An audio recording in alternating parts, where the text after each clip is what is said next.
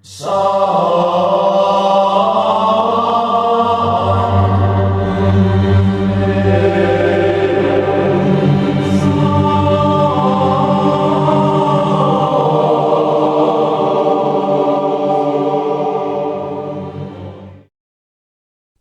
pertama.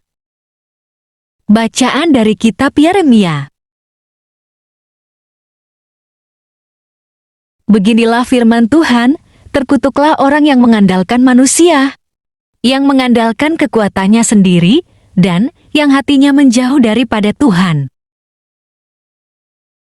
Ia akan seperti semak bulus di padang belantara. Ia tidak akan mengalami datangnya keadaan baik. Ia akan tinggal di tanah angus di padang gurun, di negeri padang asin yang tidak berpenduduk. Diberkatilah orang yang mengandalkan Tuhan, yang menaruh harapannya pada Tuhan. Ia akan seperti pohon yang ditanam di tepi air, yang merambatkan akar-akarnya ke tepi batang air, dan yang tidak mengalami datangnya panas terik, yang daunnya tetap hijau, yang tidak khawatir dalam tahun kering, dan yang tidak berhenti menghasilkan buah. Betapa liciknya hati, lebih licik daripada segala sesuatu, hatinya sudah membatu, siapakah yang dapat mengetahuinya? Aku, Tuhan, yang menyelidiki hati, yang menguji batin, untuk memberi balasan kepada setiap orang setimpal dengan tingkah langkahnya, setimpal dengan hasil perbuatannya. Demikianlah sabda Tuhan.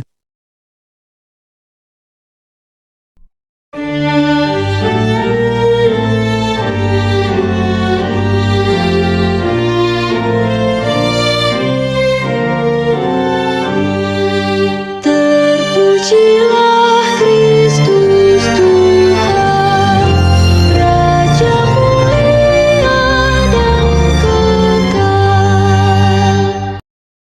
Berbahagialah orang yang setelah mendengar firman Tuhan, menyimpannya dalam hati yang baik dan menghasilkan buah dalam ketekunan.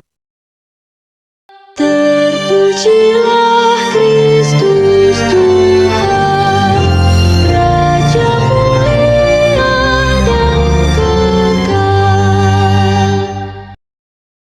Ada seorang kaya yang selalu berpakaian jubah ungu dan kain halus, dan setiap hari ia bersukaria dalam kemewahan. Dan ada seorang pengemis bernama Lazarus, badannya penuh dengan borok, berbaring dekat pintu rumah orang kaya itu. Dan ingin menghilangkan laparnya dengan apa yang jatuh dari meja orang kaya itu. Malahan anjing-anjing datang dan menjilat boroknya. Kemudian matilah orang miskin itu. Lalu dibawa oleh malaikat-malaikat ke pangkuan Abraham. Kemudian matilah orang miskin itu, lalu dibawa oleh malaikat-malaikat ke pangkuan Abraham. Orang kaya itu juga mati, lalu dikubur. Dan sementara ia menderita sengsara di alam maut, ia memandang ke atas, dan dari jauh dilihatnya Abraham dan Lazarus duduk di pangkuannya. Lalu ia berseru, katanya, "Bapa Abraham, kasihanilah aku.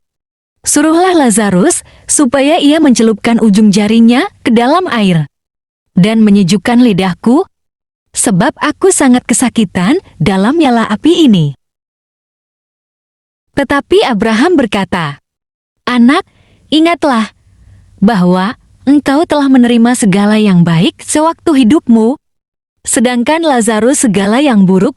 Sekarang ia mendapat hiburan dan engkau sangat menderita.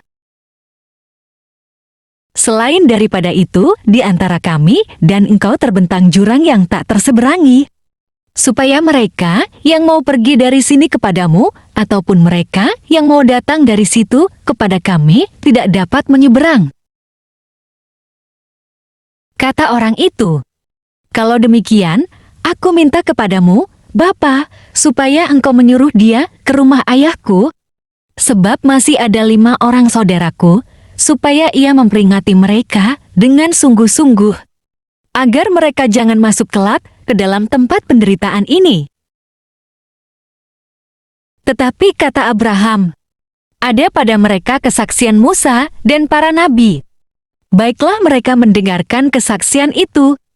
Jawab orang itu, tidak, Bapak Abraham, tetapi jika ada seorang yang datang dari antara orang mati kepada mereka, mereka akan bertobat. Kata Abraham kepadanya, jika mereka tidak mendengarkan kesaksian Musa dan para nabi, mereka tidak juga akan mau diyakinkan, sekalipun oleh seorang yang bangkit dari antara orang mati. Demikianlah sabda Tuhan. Terpujilah Kristus. Bapak, Ibu, dan saudara-saudari terkasih dalam Kristus Yesus, hari ini Gereja Katolik hendak berbicara tentang kasih kepada kita melalui kisah yang sudah tidak asing lagi di telinga kita. Di dalam bacaan Injil dikisahkan perjalanan Lazarus dan si kaya. Kisah ini menceritakan perjalanan yang memang terlihat singkat, namun isinya bisa memberikan arti yang cukup banyak dan mendalam kepada kita. Dari kisah ini, mungkin saja di antara kita banyak yang menilai bahwa si kaya itu sungguh keterlaluan. Dia membiarkan Lazarus terlantar di hadapannya, sedang dia tengah menikmati kekayaan yang dia miliki itu. Jika Anda berada di posisi si kaya, apakah Anda akan sedemikian tega melihat sesama Anda? Manusia terlantar dan boroknya dijelati anjing. Bapak, Ibu, dan saudara-saudari terkasih, kisah ini menarik karena sampai saat ini pesan kemanusiaan yang ditawarkan masih sangat relevan. Pesan ini menjadi lawan yang paling setara jika dihadapkan dengan keadaan dunia sekarang. Dalam renungan ini tak disertakan contoh konkret supaya masing-masing kita sadar dan mulai mencari kalau-kalau kita pun termasuk di dalamnya. Cukup banyak tindakan yang jika kita sangkut pautkan dengan kisah ini, semakin membuat kita masuk dalam refleksi pribadi per pribadi. Jika ajakan ini mampu membawa kita pada kesadaran masing-masing yang akan berbuah dalam tindakan nyata. Jika memang percuma tanpa ada tindakan nyata, maka bisa dikatakan problem ini masih dalam taraf pengerjaan yang membutuhkan Roh Kudus. Bapak, Ibu, dan saudara-saudari terkasih, kembali lagi pada kisah Lazarus dan si kaya itu, kita juga bisa melihat adanya perbedaan yang dipakai Yesus untuk menjelaskan dua tokoh tersebut. Dengan spesifik, Yesus menyebutkan nama si miskin, namun tidak demikian dengan si kaya. Apakah ini ingin mengatakan bahwa ada relasi yang khusus antara Allah dengan orang miskin? Apakah orang kaya tak mendapatkan perhatian dari Allah? Merujuk pada kisah ini, kita dapat melihat orang kaya seperti apa yang ingin dikritik oleh Yesus, yaitu mereka yang senantiasa bersukaria atas kemewahan mereka. Dalam konteks zaman itu, bisa jadi dia mengkritik orang-orang Farisi atau para ahli Taurat yang tak mau menjangkau orang-orang kecil di dekatnya. Jadi, Yesus ingin mengkritik sikap ego kita yang seringkali menjadi penghambat untuk mengasihi sesama. Bapak, Ibu, dan saudara-saudari terkasih dalam Kristus Yesus, dalam bacaan Nabi Amos sangat tegas menegur orang-orang yang berego tinggi.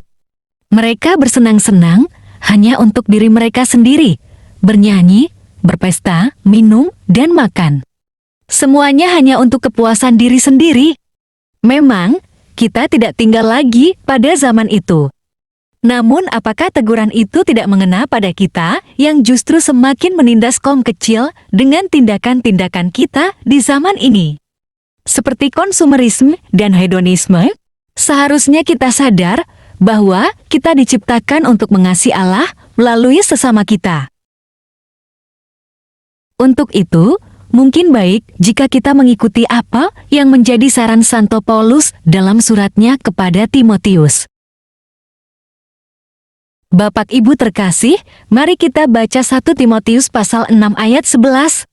Hai engkau, manusia Allah, jauhilah semua kejahatan, kejarlah keadilan, ibadah, kesetiaan, kasih, kesabaran, dan kelembutan. Bukan tidak mungkin kita akan jatuh pada kesalahan yang sama dengan membiarkan Lazarus yang lain terlantar. Waktu akan berputar sangat cepat dan jangan lagi memperlambat langkah untuk mengulurkan tangan bagi mereka yang sungguh membutuhkannya. Banyak Lazarus lain yang membutuhkan kasih kita. Pertama-tama mulailah dengan menyentuh mereka yang berada paling dekat dengan Anda. Ingat, Allah tidak membenci orang kaya, tapi mungkin cara hidup yang bersifat egosentris itulah yang ingin Dia hapuskan agar kita menjadi manusia Allah yang sejati. Bapak, Ibu, dan saudara-saudari terkasih dalam Kristus Yesus, marilah kita mengasihi mereka yang diistimewakan dalam kerajaan Allah, yaitu mereka yang miskin, lemah, tersingkir dari masyarakat, dan mereka yang menjadi korban ketidakadilan penindasan. Marilah kita membiarkan si Lazarus itu masuk dan menikmati kelimpahan rahmat yang telah kita terima dari Allah. Salam kasih, Tuhan Yesus memberkati. Marilah berdoa. Allah Bapa, sumber pengharapan, Engkau telah mengikat perjanjian dengan semua orang melalui Yesus Kristus yang terurapi. Semoga kami selalu berpegang teguh kepada Dia dan berkembang menjadi umat yang patuh setia.